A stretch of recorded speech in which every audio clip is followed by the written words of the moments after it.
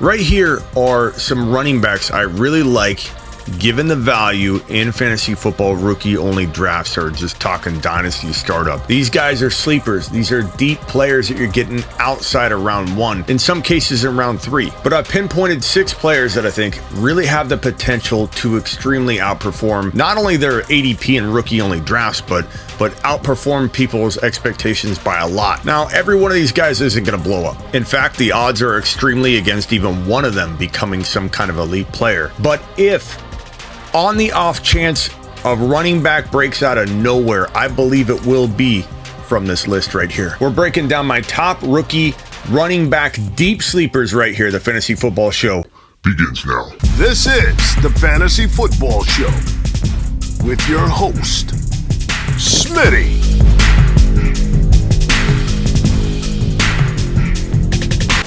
It was pretty tough for me to pick between these two guys, Kyron Williams and Tyler Algiere. Both are probably my favorite, clearly by ranking them 1 and 2. My favorite out of nowhere could be the next Alvin Kamara, meaning Alvin Kamara was like a mid first round pick. These guys will go a little bit later, probably round 2 in a rookie only startup. But point being is a lot of people did not expect Kamara to do what Kamara did. Your boy Smitty did top 5 bold prediction that year, but he was drafted nowhere near the top 3-4 overall players in rookie only drafts. People did not see him coming to the degree he brought it, at least most people. These guys are deeper, but if anybody can become, I think, the next Alvin Kamara, just in terms of like breaking out, not necessarily the exact same skill set as him, it's Tyler Algiere or Kyron Williams. We'll get to Kyron in a minute. Tyler Algiere, dude is a truck. He's 5'11", 220 to 225. Think Nick Chubb or, from the past, Ronnie Brown. He looks a lot like Ronnie Brown ran. But use Nick Chubb for current reference. This kid looks electric. He's impossible to tackle. Number 1 in the nation in broken tackles. Why don't we hear more about him? I don't know. And in our chat today, a lot of people were screaming his name. I didn't get a chance to touch on it,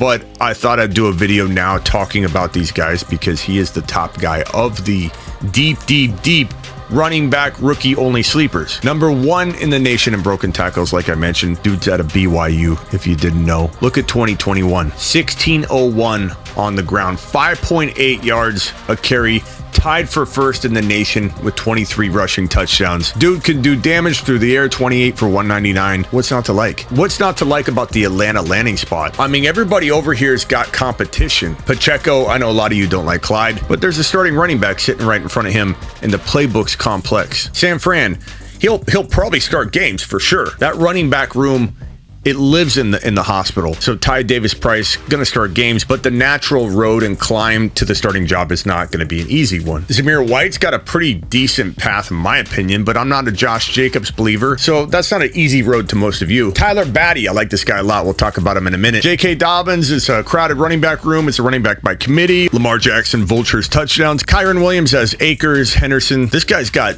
Cordero Patterson, and news broke earlier yesterday that said that the Falcons are probably looking to maybe use Cordero more at wide receiver this season. The road to the lineup is wide open for Tyler Algiere, a 5'11", 220 to 225 pound running back. This isn't a scat back or a small guy in a good situation. No, this guy's got the prototypical build, and he's got the stats to back it up. 1601, 23 rushing touchdowns. No one talks about him at all except for my live stream because my people know what time it is. My people understand the assignment. Teams didn't take him seriously in the draft. Why? I don't know. Why don't I talk about him a lot? Because teams don't talk about him. Perception's reality. Getting drafted in, what round did he get drafted?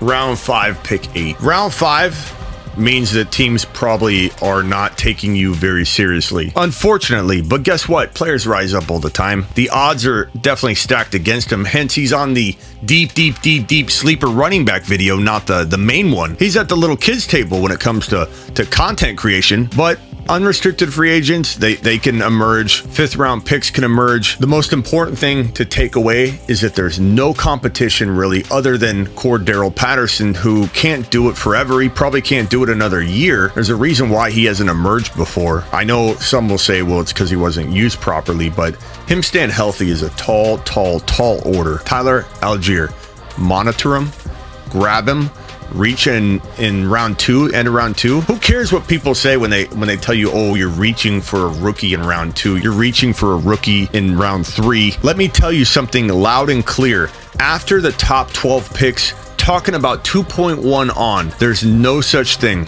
as a reach in rookie only drafts. Grab your guy. The reason this is a reality is because most people aren't as versed as you or me or the people watching this show. They don't know where the ADPs of guys are after 12 overall in a rookie only draft. Meaning people will grab people out of place. They won't know, oh, Tyler Algiere, Tyler Batty, Zamir White, I recognize him, I'm going to take him. That's how people draft once you get past like 12, 13 overall. Throw ADP out the window, because if your opponents aren't using ADP because they don't know it, they don't have a feel for it, they're going to grab players they recognize. After 12, 13 overall, grab your guy, and I'll take him in round 2 with a smile. Cam Akers is coming off an Achilles injury. I promise you, I'm going to say maybe 1 or 2 sentences on Cam. You don't need to sit through a whole 5-minute lecture on this. You've seen it enough if you watch my content at all. Cam is coming back from a torn Achilles tendon. No running backs ever become top 10 running backs off an Achilles tendon injury. ACL, sure, ACLs are completely different, so don't say Adrian Peterson in the comments. It's Deontay Foreman, it's Marlon Mack. Those are the examples we have. Kyron Williams is hungry. He's coming for Cam Akers' job. He's hungry, he's healthy, he's a dog, and Cam Akers showed no explosion coming back early, and I think he probably is set up for future injury by coming back too early. It's not a good look. It's not a good move. Your body doesn't respond well when you push it when you're recovering and you go full go. And even though an ACL is completely different, let me give you an example. If you tear your ACL and you get a new one put in there, here's your knee joint, right? With a new ACL in there, can you go out and run early? Can you go out and do what Cam Akers did? Go play early on it?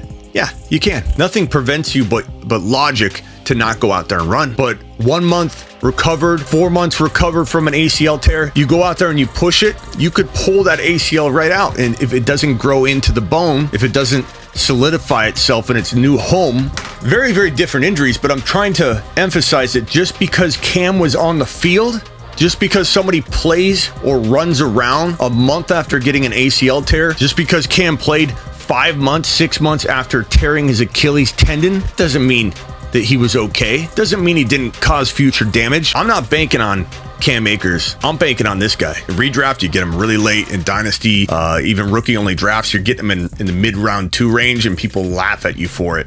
Let him laugh. Grab Tyler Algiere, grab Kyron Williams, and laugh all the way to the bank in 2022. Tyler Batty's interesting because, look, you got J.K. Dobbins coming off a torn ACL. You got Gus the Bus, torn ACL. This running back room is banged up. Tyler Batty is a baddie. And dude might be in for some early work by default. And given that the team just traded away Hollywood Brown, guess what they're doing? And reports came out yesterday to confirm this. Guess what they're doing? They're running the ball probably more in 2022. I don't love the situation in general, vulturing quarterback for touchdowns, running back by committee all the time. But Batty, he's worth a grab. You guys know how I feel about Josh Jacobs. Give me Zamir White in at least 1 or 2 leagues. I love stashing him in very deep redraft leagues, and I definitely grab him in the second round in rookie-only drafts if I don't get my hands on Tyler Algiere or Kyron Williams, which I pretty much will. So to get White, I have to have multiple picks, or I'm taking these guys first. But I like White. White runs hard. The situation's good. The offense is awesome. Give me White all day long. As I mentioned, probably starting some games. Very tough running back. He runs differently than the other running backs, so they may even find a way to use him early. But definitely grab him in leagues where you have Mitchell, and grab Davis Price in leagues where,